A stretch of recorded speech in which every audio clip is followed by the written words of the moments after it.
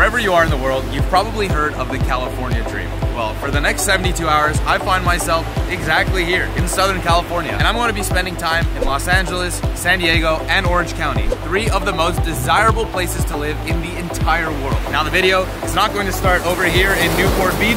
Instead, let's go all the way back to Los Angeles and get this day started.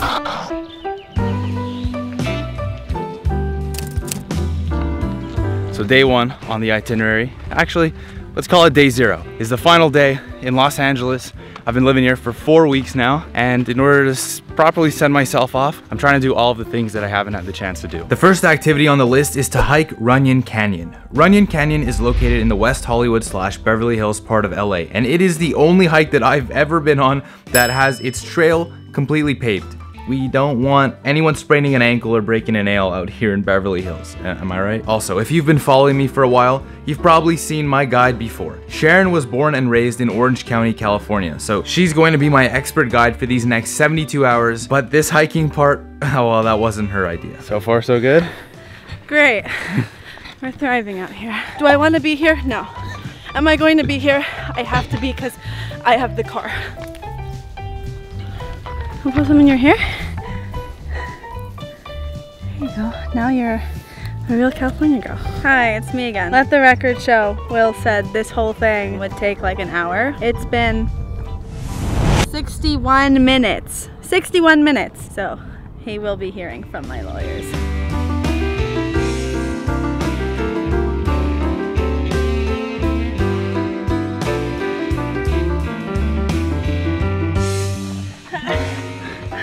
That's us. We made it. Can we go back down? Yes. Great. So that was it. It's a pretty short last day in LA.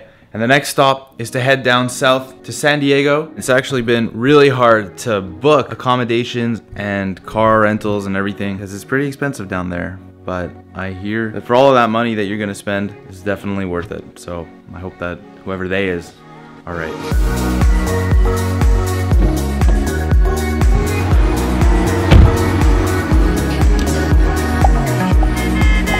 Can I get a double meal and protein style, please? Thanks a lot. Have a good one.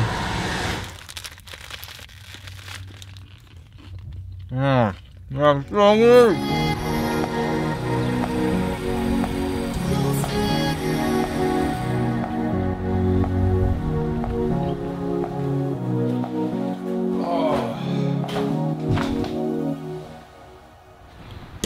First thing to do anytime you get to a new city, in my opinion at least, if you want to get to know the area that you're in and just get an overall vibe of the culture, is to go on a little walking tour. I have no real plan of what I want to see or where I'm going, but that's the beauty of traveling. You don't always need to have a plan to find something cool to do and find some cool people to meet. San Diego is the actually one city in the US that I've been wanting to visit for a really long time, and that is saying a lot because there aren't any other US cities that I really have on the top of my travel bucket list. Apparently San Diego is one of the best cities in the world that you can live in if you want to get in good shape and live an overall healthy life. There are over 70 miles of beaches along the coast inside the city limits of San Diego. And even though Dog Beach is beautiful, apparently the best place to watch the sun go down in the Ocean Beach area is a point called Sunset Cliffs. Lucky enough for me, I rented a car, so I'm gonna take advantage and go there right now.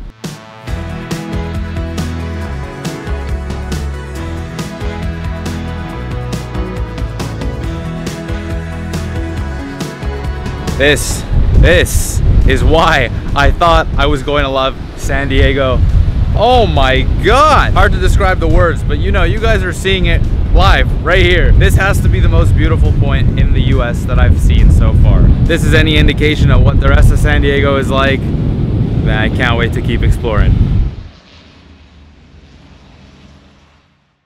Good morning. It's officially day number 1 of this San Diego experience. And look at this Airbnb. I've definitely gotten myself acclimated. I've only been here for about 12 hours. Everything's already spread out. But look, we got like a little sunroof with no blinds, which basically just means I don't get to sleep in, even if I wanted to. Now we've only got 1 full day out here in San Diego, so we're gonna make it count. The first thing that we're gonna do is we're heading to La Jolla to go kayaking. Oh, and if you're wondering if I checked the weather before I left the house, not a chance. Sunny, warm, every single day in San Diego. 25 minutes north of the Ocean Beach area that I'm staying in is a neighborhood called La Jolla. La Jolla in Spanish means the jewel, and whoever named this part of the world was spot the hell on.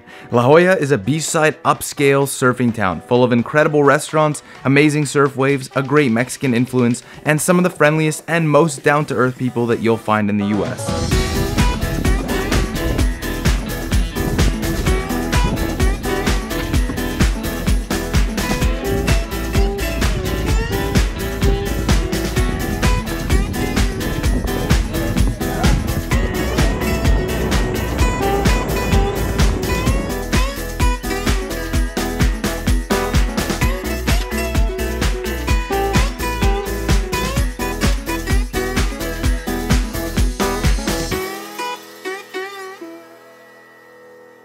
Whenever I make a video that is more focused on travel like this one, I typically like to film a lot of different things and then go back in the editing room and see which ones make the cut and which scenes don't. Since I'm not really big on showing food or eating out, I usually try not to include as many food options, but there are some spots that are just so worth it. And honestly, I'm not the type of guy to say this, but this is the best Mexican food that I've ever had in my life. For literally my entire life, I've perceived Southern California as one of the most relaxed places to live in the entire world.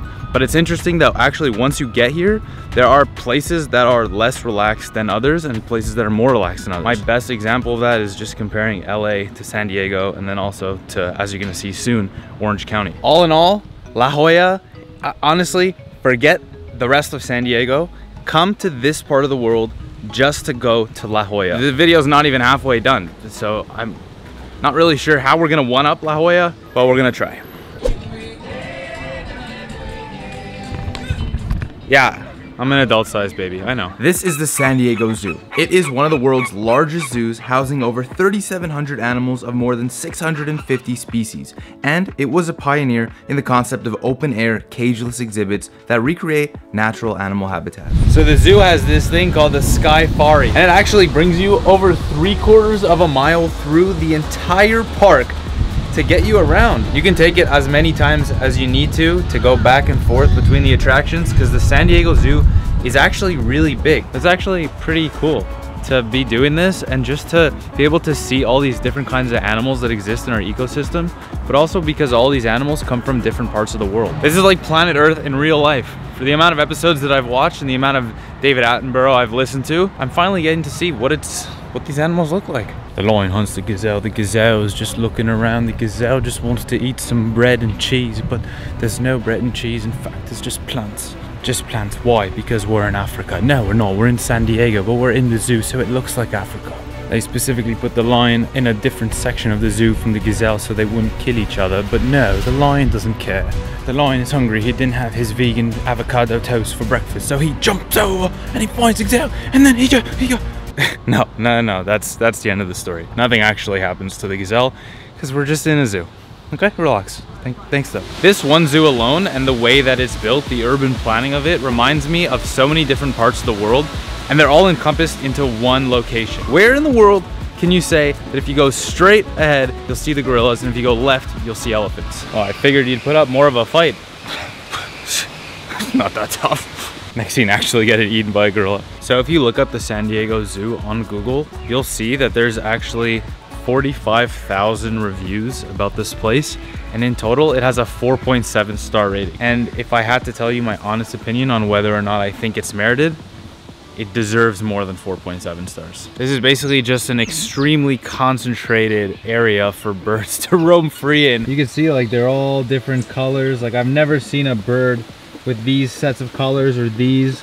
And they're all from different locations and parts of Africa. Like if you've ever watched Planet Earth, then take the feelings and the emotions that you would probably feel listening to David Attenborough describe the African wilderness or the frozen tundra, and it's pretty much like that. Wow, that was amazing. Lots of things you can take away from being at a zoo, so it turns out. And it's been a really good day in San Diego so far, and I've only been alone for really 24 hours now. But I don't like traveling to a new city and not trying to get to know someone new or make a new friend. So I went on a few Facebook groups and tried to ask people if they were willing to meet me and do something fun. And there's one spontaneous person who said yes, so let's go meet her. Hello. Hi. Hey, how are you? Hi. I'm Will. Hi, you're a stranger, but come in. Hi. meet you. So this is called Ocean Beach Farmers Market, and we have it every Wednesday. And people just come. There's a lot of food stands, a lot of sellers, and people just come and relax. It's a hangout spot. You eat a lot. There's a lot of good food. It's only here for 4 hours once a week. Once a week. 4 to 8 p.m. on a Wednesday. There's a lot of people. For I was a just gonna Wednesday? say that. Yeah? We like to go out. If we have good weather, why not, you know? Best part of the market is we get to buy our food, and then the sunset and the beach is right over there. This is like the upscale version of Venice Beach. Buffett was saying the people here look homeless, but they're not. They're not homeless. The ones that look the most homeless are probably the ones that have the most money. Like 100%. After watching the sunset and eating an awesome pad thai with Moffat, it's time to head back north to complete the final leg of this journey, Orange County. We're back to our vlogging. Where Sharon gets the camera against Will's will. So here we are. I have a whole itinerary and it goes down the coast. So next up is Balboa. Just remember, I still haven't found an editor, so I'm the one who edits whatever you put in here. I think we all can agree that the content I give you is pretty top notch. Right. So this is Balboa Island. It's a man-made island just off the coast here in Newport Beach. Now back in Venice, in LA, where I used to live for the last month, they also had a series of canals, and this is the exact same thing, but in my opinion, a lot nicer, because in Venice, they didn't actually have boats. They were just like kind of on display and very rusted. Here, they're very legitimately speedboats. And that really just about sums up the difference between LA and Orange County. Orange County is the family-friendly series of suburbs, where for the most part, the streets are cleaner, the areas are safer, and you'll feel very much surrounded by bougie white girls. And realistically, it's likely that you'll probably end up joining in on their activities, like going for some street-side poke at Bear Flag, eating a famous frozen banana on Balboa Island, taking your shot at surfing on Newport Beach, and much more. According to Sharon though, who like I said earlier grew up here, if you want the most OG experience in Orange County, you have to head to Santa Ana for some late night food truck tacos. We have no loyalty to anybody. We're just going to every single taco shop and trying to get as many tacos as we can. Like, I really wanted Will to get the taco truck experience. I was upset because I didn't know we were ending up at a taco truck. We ended up at the hub for all taco trucks, like in the center of it. What do you think? Good tacos, eh? Yeah. Good? Good? Everyone happy? Someone explain what a California burrito is? It's a diabetes burrito that you in a eat burrito. in California. Oh, when you say it like that, yeah. It's just simple. Wow. That was really good. Can I try it? I have a very No. low pain. Is there any way I can hop in and just film? Can I come in? Yeah? Thank you. Like 2 tacos, please. No, sorry, we're closed. No, 4 tacos, please. No, we're closed, sorry. No, 4 tacos. Okay, 4 tacos. That's amazing. What's your name? Juan. Juan? Carlos. I'm Will. Oh, Nice to meet you. Oh, these are the hardworking people behind the tacos that we're all eating and enjoying. Fresh, straight from the truck. What is the special treatment you got?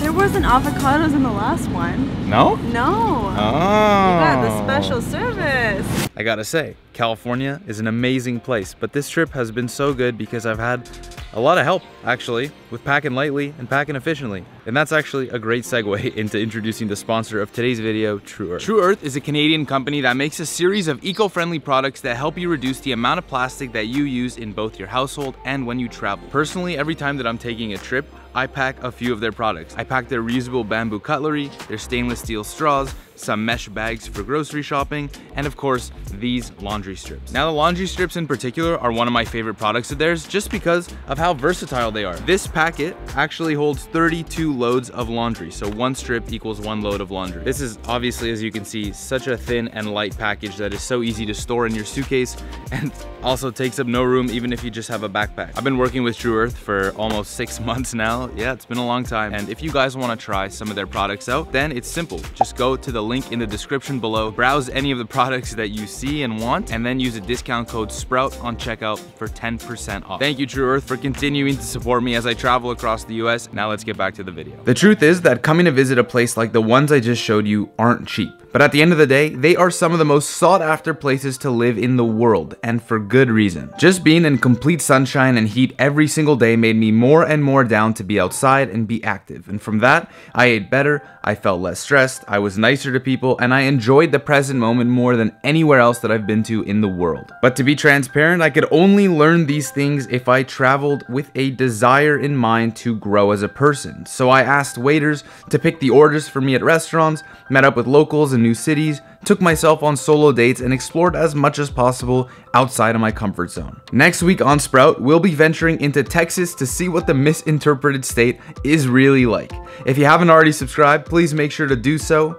Thank you so much for watching. I'm Will, and as always, it's a mindset.